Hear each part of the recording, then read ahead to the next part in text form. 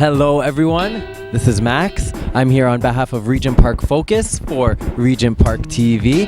Here we are in the beautiful public school garden with the youth volunteering at Green Thumbs Growing Kids Youth Center. The organization is Green Thumbs Growing Kids, and the kids do all of the work. They've planted these vegetable gardens, they take care of them, they do the weeding, the watering, and everything. What in the future are you guys looking forward to, and just any other kind of activities you've been building towards or building on? Well, we've been planting a lot of vegetable gardens, planting tomatoes, peppers, carrots. We also work out of Allen Gardens, where we keep a lot of the vegetables and have planted seedlings there and done transplants and things like that. And bigger picture, the kids, we talk a lot about why they're interested in planting food and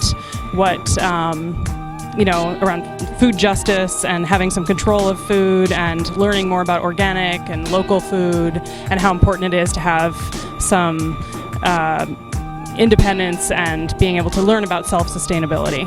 Green Thumbs is an organization that's run by the youth and adults and kids. And so we have kids programs, and we just take care of the gardens. We show the kids around, and even a drop-in on Mondays we have for kids and parents to look at the garden, and we harvest with them, play some games, and we just want to teach them about gardening.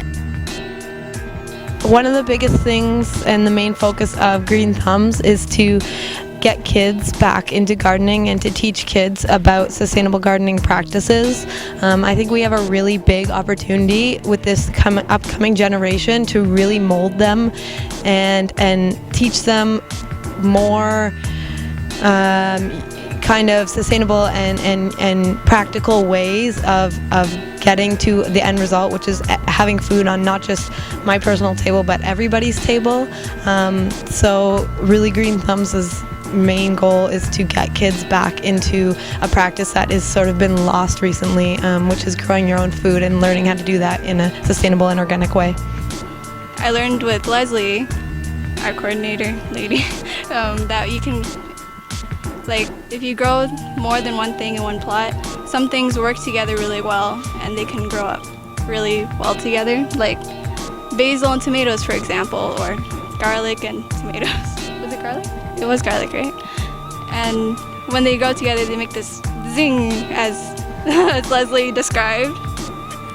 And then they grow together, and they grow better together than they would separately. I've learned a lot of what the natives did way back when they did the Three Sisters, where they had corn, beans, and squash leaves, right?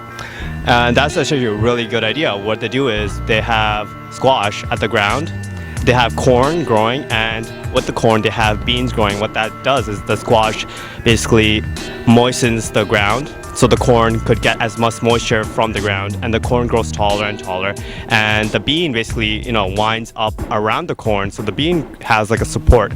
I actually never knew about that and thought that really fascinating things. So how exactly does a youth approach joining this kind of organization, or are there any guidelines? How can you open the window for people who want to help contribute to this kind of environment? Well, the Urban Roots Youth is mainly, we're kind of a place-based organization, so we build relationships with the people in our local community. So that would be for us, Cabbagetown, St.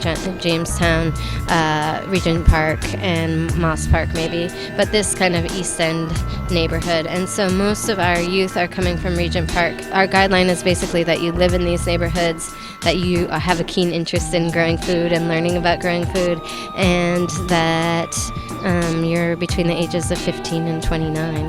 So definitely check it out. Get your kids involved if it's something that interests you or interests them. Again, this is Regent Park TV on behalf of Regent Park Focus, and tune in for more.